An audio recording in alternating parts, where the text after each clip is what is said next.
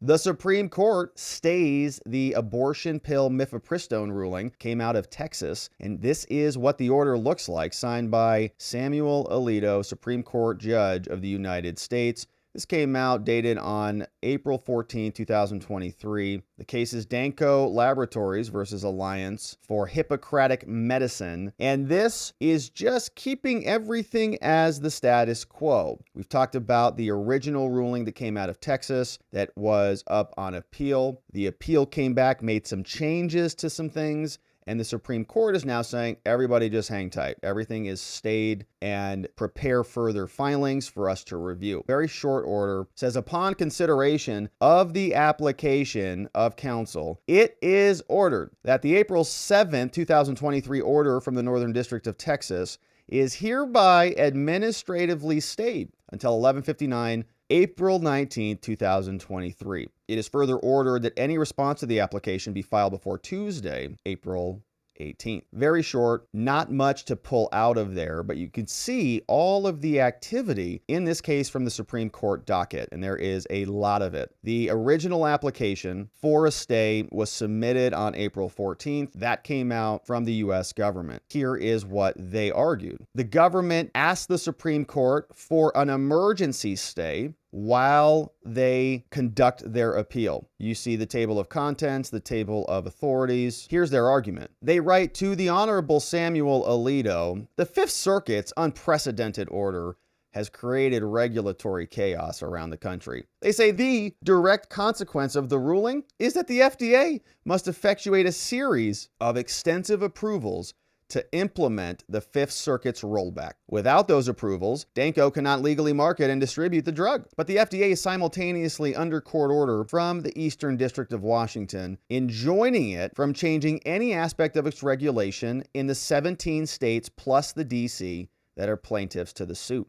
So we've got a pretty big circuit problem there. The result is an untenable limbo for Danco, providers, women, and healthcare systems, all trying to navigate these uncharted waters, and all after plaintiffs waited years and years and years before claiming irreparable injury and the need for an emergency injunction. They say the panel's decision equally upends previously settled standing precedent. This court's settled view is that neither the statistical evidence nor the change of discretion and the discretionary actions by independent third parties equate to certain injury required standing for Article 3 standing. That is no less true here than in many other cases with similar principles. The Fifth Circuit standing analysis flunks those precedents, saying those people who brought this claim in the first place don't even have standing. The panel never even purported to analyze statistics or third-party claims, and absent any facts, there was no basis for the Fifth Circuit to conclude that they even have standing. And in addition to that, they say it's also flawed on the merits. They should defer to the FDA's expertise, as many other people have. The pharmaceutical industry, they say, could not have been clearer that such a judicial imposition on the FDA of this rigid requirement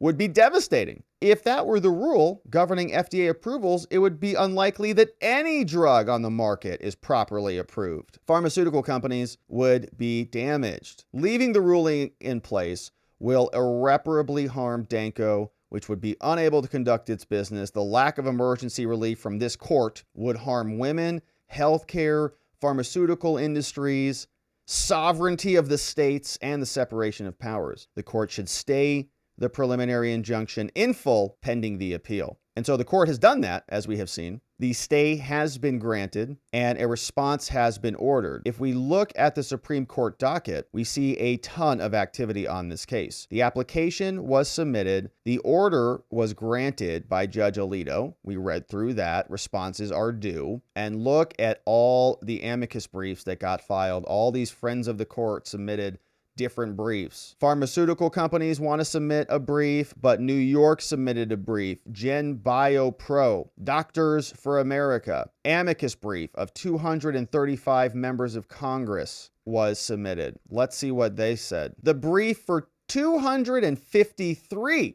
members of Congress in support of the stay. Who's on the list? Schumer, Murray, Sanders, Durbin, Blumenthal, Jeffries, Clark, Pallone, Jerry Nadler, the Waddler, and DeJette and Barbara Lee. Here's what they say. Amici are 253 members of Congress, 50 senators, and 203 members of the House. We have a special interest in upholding the Constitution's separation of powers to ensure that administrative agencies can exercise their authority. We believe that the district court's stay of the FDA's approval has no basis in law, meaning the Texas court holding up the drug, saying it's never been appropriately approved, and so it's basically back on the approval process, has no basis in law. They say this threatens the congressionally mandated drug approval process. This poses a serious risk to pregnant individuals by making abortion more difficult to access when access has already been seriously eroded in the aftermath of Dove. And accordingly, we respectfully urge this court to grant the application and also immediately grant an administrative stay